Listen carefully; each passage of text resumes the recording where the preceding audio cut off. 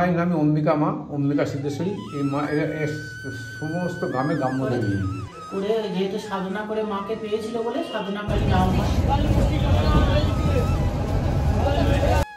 শীতের আলসে ভরে ঘুম মাখা শহরটাকে পেছনে ফেলে পথের নেশায় বেরিয়ে পড়েছি।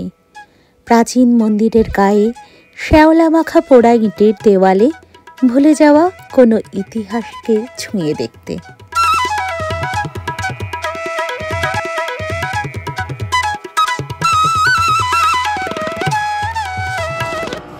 নমস্কার, আমি দেবশ্রী ফিরে এলাম নতুন একটি ভিডিও নিয়ে। সকাল সকাল চলে এসেছি বালি স্টেশনে। আজ গন্তব্য হচ্ছে কালনা। তো 5:52 কাটোয়া লোকাল চলেই আসবে। আর একটু বাদে কালনার অনেক দ্রষ্টব্য স্থান আছে, সেগুলো ঘুরে দেখব। কি কি ঘুরে দেখব আপনারাও সঙ্গে থাকুন, জানতে পারবেন। তাহলে চলুন আমার সাথে ঘুরে দেখবেন কালনা।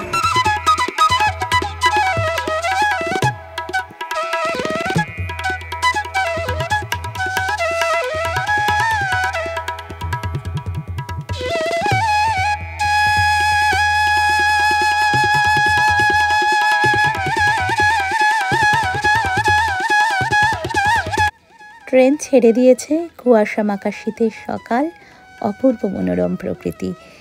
বাইরে এখনো কিছু কিছু স্থানে দেখছি কাশফুলের দেখা পাওয়া যাচ্ছে।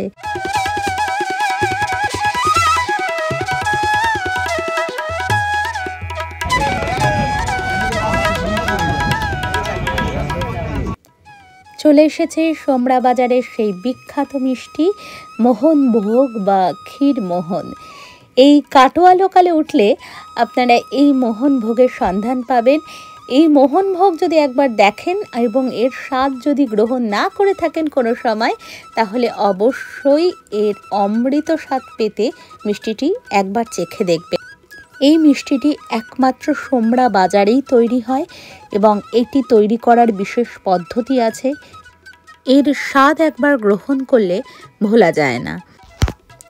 সোমরা বাজার ছাড়া অন্যান্য কোনো স্থানের মিষ্টির দোকানে এই মিষ্টি কিন্তু পাওয়া যায় না। কেবলমাত্র এই সোমরা বাজার লাইনের যে ট্রেনগুলো, লোকাল ট্রেনগুলো আছে, যেমন এই কাটোয়া লোকাল, সেখানেই এই মিষ্টি বিক্রেতারা কাঁসার থালায় এই মোহনভোগ নিয়ে আসেন এবং ট্রেনের মধ্যেই যারা এর স্বাদ জানেন তারা অবশ্যই কেনেন। এবং আপনাদেরও অনুরোধ, যারা এখনও পর্যন্ত এই মিষ্টি খাননি এবং এই কাটোয়া লোকালে বা এই সোমরা বাজারে অথবা সোমরা বাজার গ্রামে যে কোনো ট্রেনে এই মিষ্টি দেখলে অবশ্যই এর স্বাদ একবার নেবেন।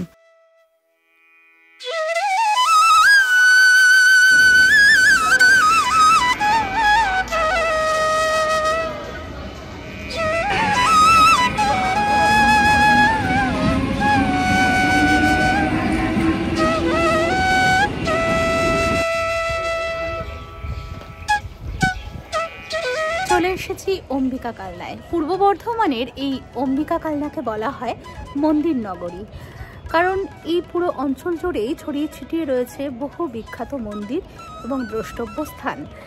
তো এই মন্দিরগুলোর মধ্যে উল্লেখযোগ্য বলা যেতে পারে দেবী অম্বিকার মন্দির। অম্বিকা দেবী হচ্ছেন মা কালীরই একটি রূপ, যার নামানুসারে এই শহরটির নাম হয়েছে অম্বিকা। এছাড়াও আরও বহু দ্রষ্টব্য স্থান রয়েছে এই অম্বিকা কালনায়। তবে সাথে থাকবেন আমার। চলুন আমরা ঘুরে দেখি অম্বিকা কালনা।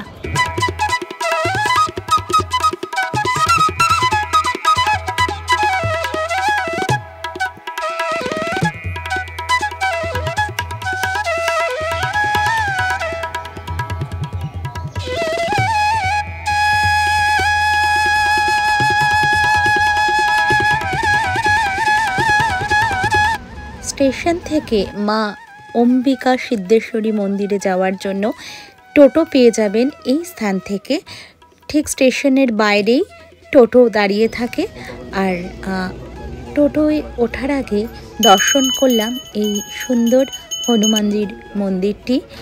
স্টেশনের লাগোয়াই এই মন্দির। এই স্থানটিকে দর্শন করে হনুমানজির উদ্দেশ্যে প্রণাম নিবেদন করে আমরা বেরিয়ে পড়লাম মা অম্বিকা সিদ্ধেশ্বরী মন্দির দর্শনে।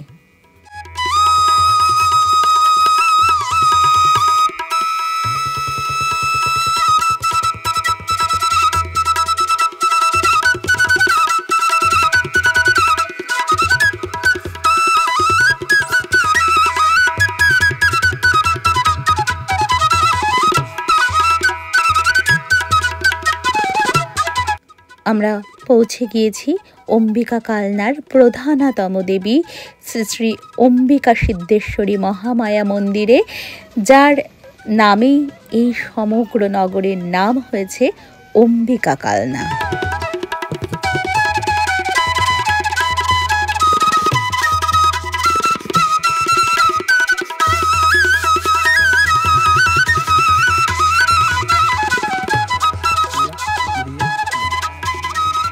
মন্দিরটির প্রতিষ্ঠাকাল আমরা ফলক থেকেই দেখে নিতে পারি 688 শতাব্দ। মন্দিরটি পোড়া ইটের তৈরি, অর্থাৎ টেরাকোটার, এবং মন্দিরের যে শৈলী আছে সেই রীতিকে বলা হয় জোড় বাংলা রীতি। দুটি পাশাপাশি দোচালা জোড়া অবস্থায় থাকে বলে এই স্থাপত্য রীতিকে বলা হয় জোড় বাংলা।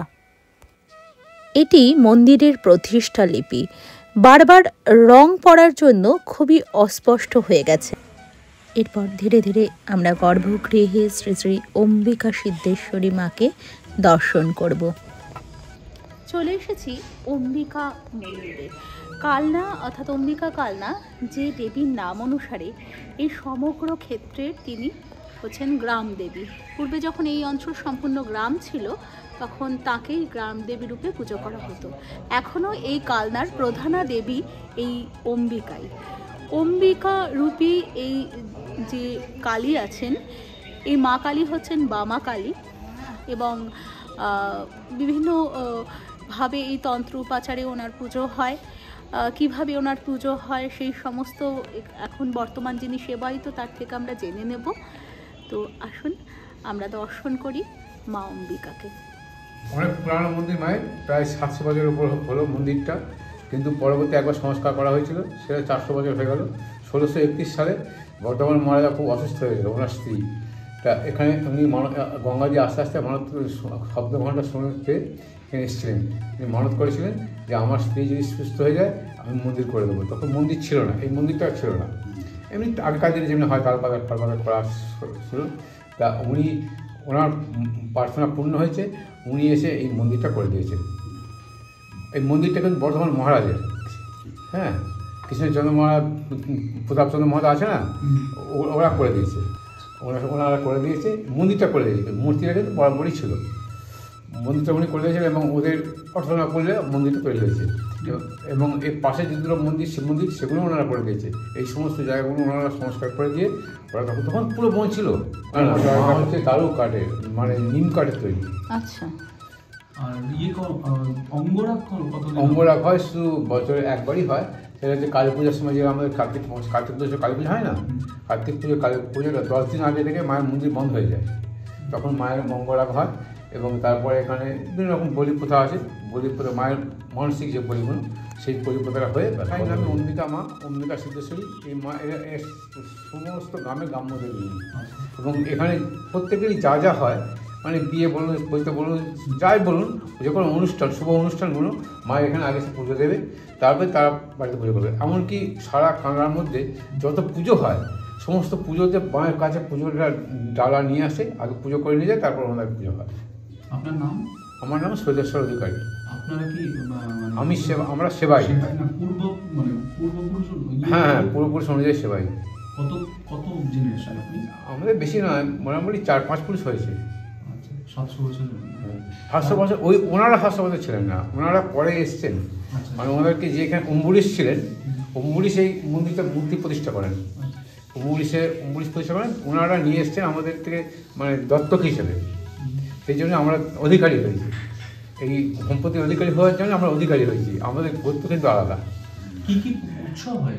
উৎসব হয়, প্রথমে পয়লা বৈশাখে হয়, তারপরে বিপত্তারিণী উৎসব হয়, তারপর দুর্গাপুজোর সময়, দুর্গাপুজো তৈরি হয় না কিন্তু দুর্গাপুজোর সমস্ত অনুষ্ঠানগুলো হয় এখানে।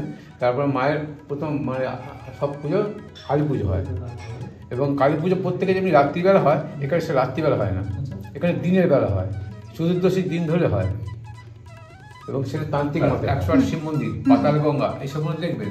তারপরে ওই কৃষ্ণ ওনার নিতাইয়ের বিয়ে হয়েছিল যেখানে, বিবাহের স্থান, সেইখানটা দেখবেন। আর কি বলে, ওই মহাপুর শ্রী চৈতন্যের পাদুকা পায়ে ছাপ দেওয়া আছে, মানে ওই তেঁতুলতলাতে মহাপুর মন্দির। এটা ঢুকতে দেখবেন তেঁতুলতলাতে লেখা আছে সব কিছু, আপনি দেখবেন প্রত্যেক জিনিস ধীরে ধীরে দেখবেন খুব দর্শনীয় স্থান। আমরা সারাদিনের জন্য এসেছি আর কি। বাহ, খুব ভালো।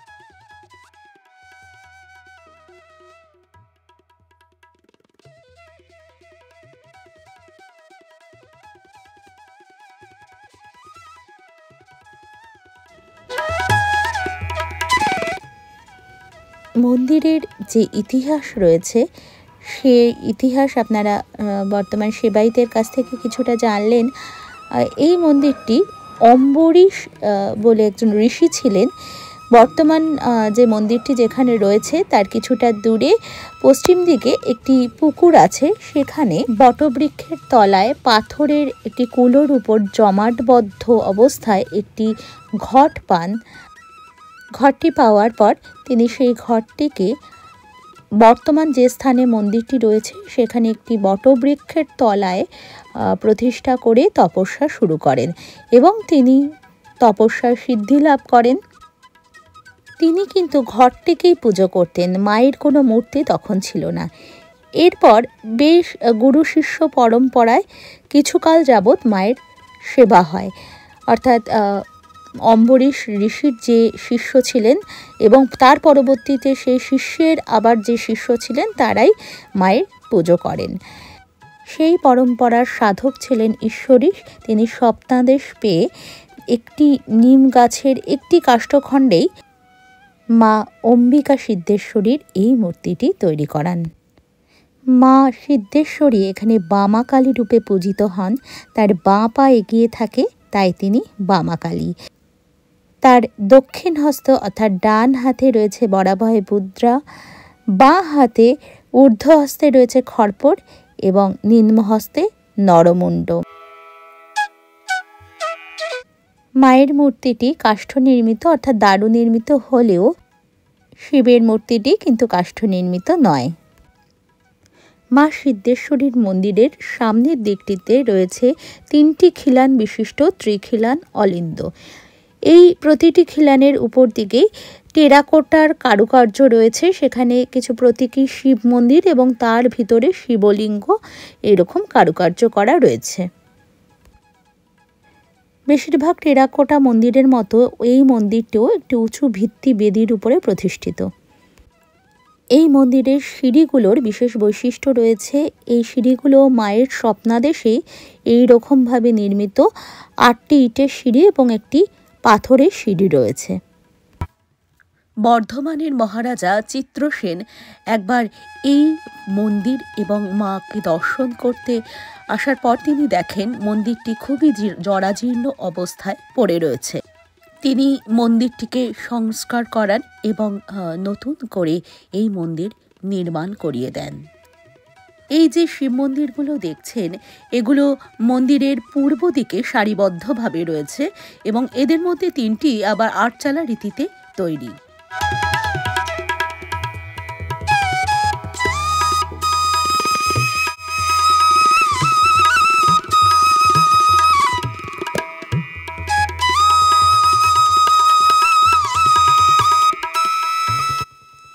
এটি মায়ের বলি স্থান। একটা সময় শোনা যায় এই মন্দিরে নরবলিও হতো, তবে বর্তমানে সাত্ত্বিক বলি হয়। কেউ কেউ এখানে মানত করেন, সেই বলিও হয়ে থাকে।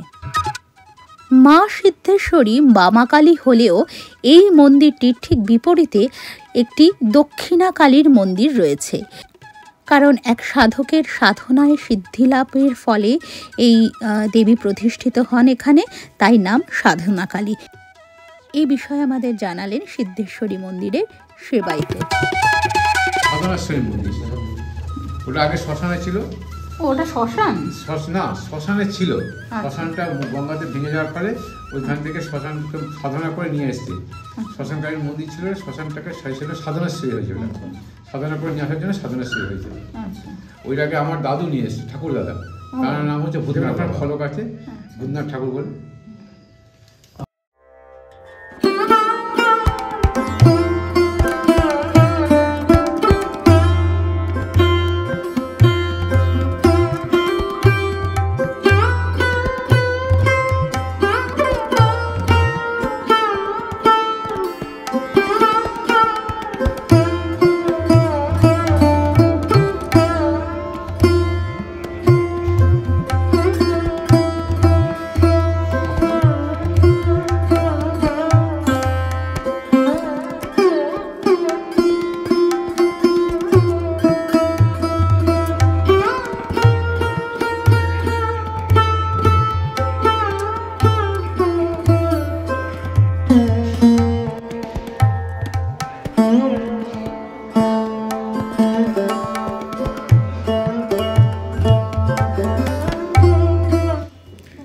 আমাদের সাধনকালী মন্দিরের ইতিহাস বিষয়ে বিস্তারিত জানালেন মন্দিরের বর্তমান সেবায়িত পিনাকি মুখার্জি। ইনি কি বামাকালী না দক্ষিণাকালী? দক্ষিণাকালী। কত বছরের মন্দির? এই 100 বছর পূর্ণ হয়েছে এখানে, আর ওই বড় মন্দির আপনার 800 বছর।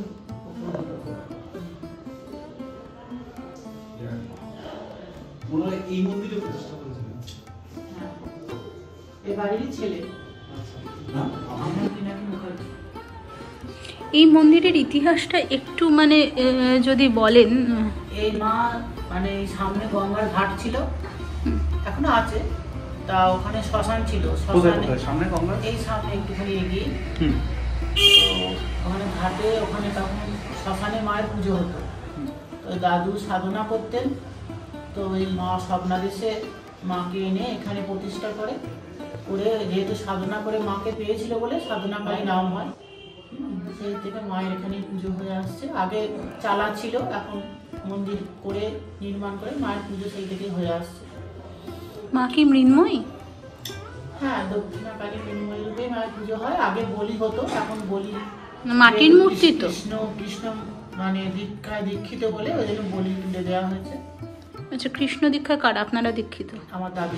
কত বছরের এই 100 বছর পূর্ণ হয়ে হয়তো 2-3 মাস হবে এরকম মন্দির? হ্যাঁ, এই মন্দির। আর এই কালী মানে বিগ্রহ বলছিলেন? বিগ্রহ এরকমই হবে। বিগ্রহ তো প্রতি বছর রং হয় মায়ের কালী পুজোর আগে, 10 দিন বন্ধ থাকে। হ্যাঁ, কালী পুজোর আগে প্রতি মানে সারা বছরই মায়ের মন্দির খোলা থাকে, কিন্তু কালী পুজোর আগে 10 দিন বন্ধ থাকে মায়ের দরজা।